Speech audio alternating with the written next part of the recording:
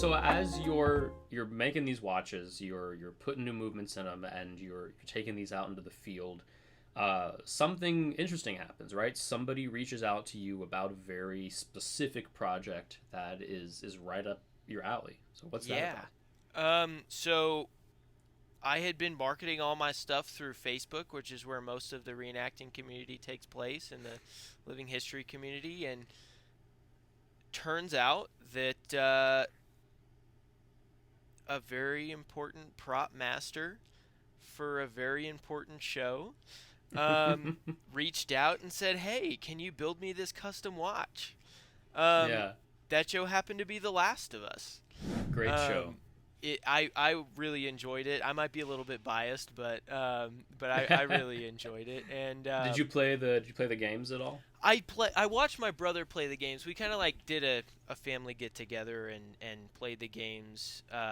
When they had come out, I was still living at home and everything like that. And Oh, sure. um, so yeah, I'd played the game a little bit, but I'd watched the game and kind of such a story centric video game, and so you can Yeah, kind it's of like watch it watching a like a movie. movie. Yeah. Yeah. Mm-hmm. And so I was familiar with the games, and when he had sent that, I was like, I didn't recognize it immediately. Funnily enough, he had sent a picture of they did a limited release of like 1,000 watches for the I think it was like the 10th anniversary. Yeah, so Um, it was through like a another brand made, like another like Japanese brand or something made them, right? yeah, something like that. Yeah. He had sent a picture of that, and I didn't fully recognize it, and it immediately kind of reminded me of like British military watch design, which I Yeah. think is the dial is fairly inspired by some of the um, particularly military watches and all across the board. But um, I was like, man, I wonder if it's a British military watch. And then he sent me an email later that night with his signature. In the email, it said, "Assistant prop master and armor for The Last of Us, HBO." And the next day, I got a non-disclosure agreement to sign until the show released. I couldn't talk about it. And Yeah, you're like, "Oh my God, it's happening. I've yeah, made it." Yeah. and so yeah, that's how I got started working on that. Is just they were looking for somebody who could build a custom watch, and I just so happened to roll across his Facebook feed, and so There you go. So, I mean, you were like the perfect choice, obviously. I mean, like they needed something probably that, would hold up for all the filming that they did out in snow and the forests and the mountains and, whatever urban set they were on. yeah. And your experience making things that were quite literally field tested hmm was kind of a perfect match. So, what was that fabrication process like? I mean, did you have to actually source the components, or did you just kind of like guide them on how to make it? I sourced all the components and I built most of the watches myself, and then I mailed them to Canada from Texas. Wow.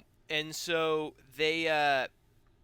we started out building a couple of prototypes. We went through, I think, 3 or 4 different designs. They were like, let's do screen tests with them. We want to test them out on the actor and everything like that. And so they wanted to go through a couple different designs, and then one of the big things that we had discussed was coin edge versus not coin edge.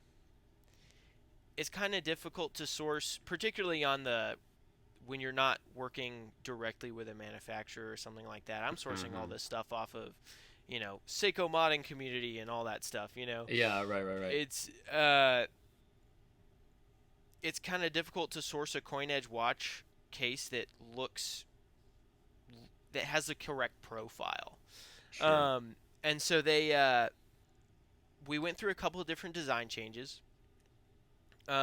One of the things that might be interesting to talk about as well is that the watch movement in the game can't really function the way like actually function properly Right, because because there's a it's center second hand, a sub second hand, but there's no buttons or pushers to activate the yeah, chronograph. yeah. Very clearly, the Last of Us developers for the games did not know a whole lot about watches, I guess. Yeah, and so and that was something that was also discussed.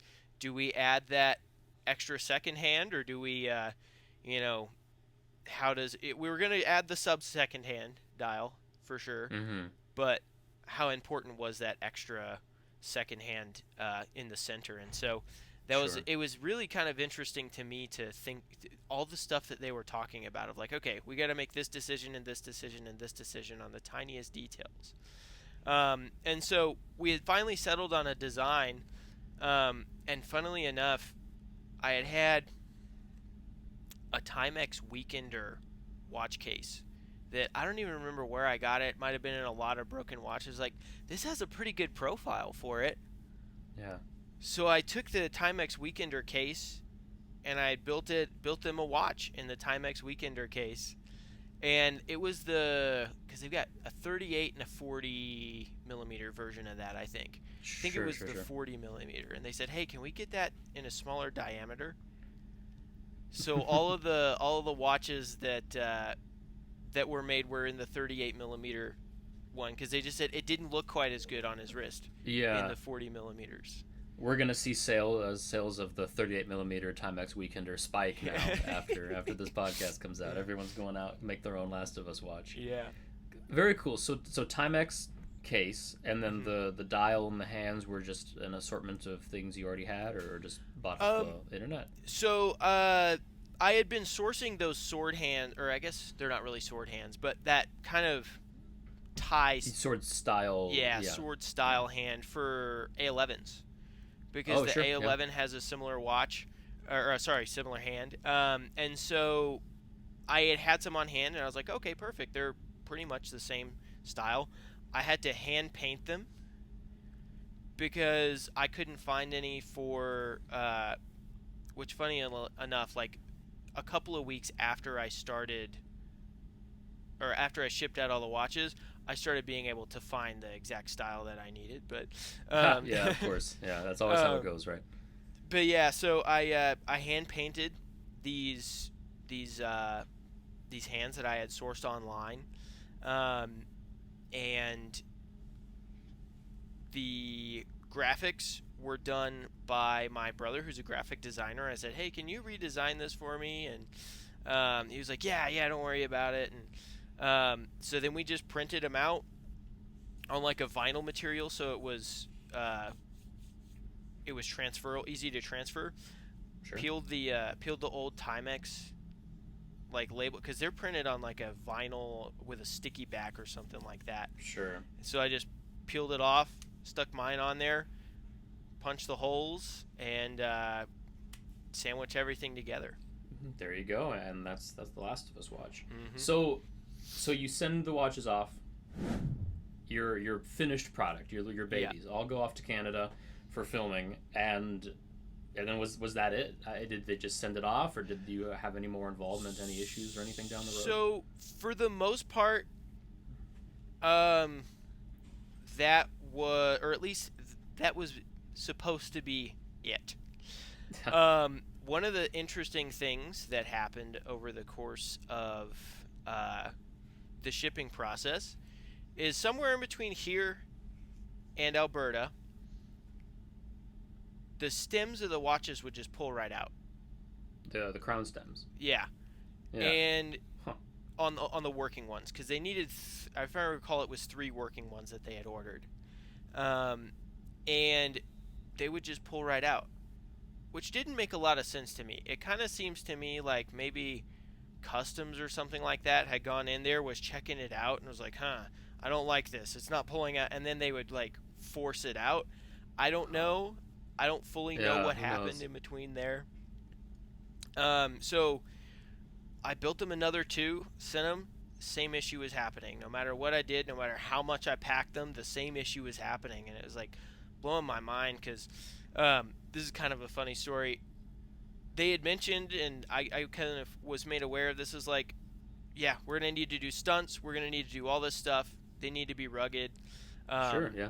And of course, rugged is a part of my, the reason part I started of your MO, yeah. Yeah. And so, like, I had dug out some old boxing gloves that I had and stuff like that, and I just started, like, going through fake stunts to just kind of run it through its paces. And um, and they worked. I don't understand.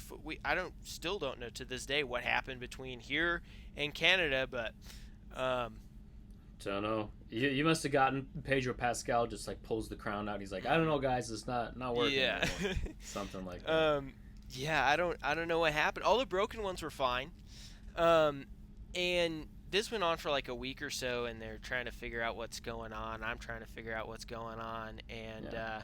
I think eventually they might have hired a watchmaker up in Canada to. I sent them all the parts to build them, Mm-hmm. movements, hands, dials, cases, everything. Sure. And so I think they might have got a watch builder up in Canada to assemble them, for the Interesting. working Yeah. ones. Yeah. But all the broken ones are ones that I built. Um, and so, and then after that, that was kind of it. And I had to just sit on my hands and go like, okay, you can't tell anybody about this for a year, you know. Yeah. So when you were watching the series, then how many times did you pause and get up off the couch and be, look, there it is. There's the watch. So many times. Yeah. When the first trailer released, like it was crazy because I was like, man, with all that stuff that happened with it, man, I hope they didn't replace all my watches and everything like that. And so, Yeah. Yeah. um, but I watched the first trailer that they released, and it was that opening shot of or one of the opening shots was a picture. It was a shot of the watch, and I was like, oh my Yeah. Mm-hmm. gosh, I You're can't like, there believe it it. is. Yeah. I was totally not cool about it. I was freaking out. I was, um, that was I just a mean, very surreal moment. yeah, that's very very cool.